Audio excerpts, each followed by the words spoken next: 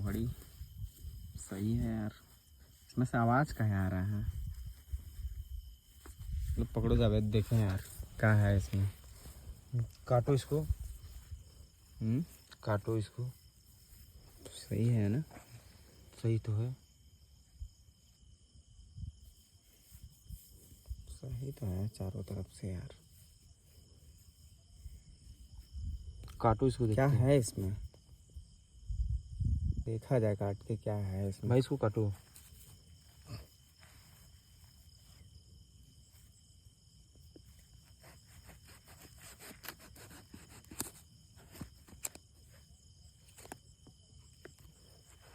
है इसमें माधव।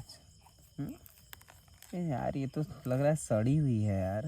यही आवाज कर रही थी। हम्म, ओ भाई, ये क्या चमक रही है?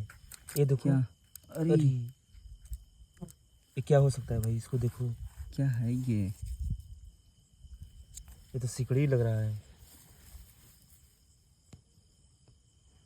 हाँ यार ये क्या है ये? पानी लाओ यार, पानी लाओ, धोया जाए, पानी लाओ, पानी लाओ।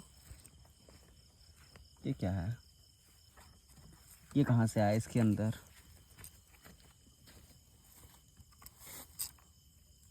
यार पानी दो,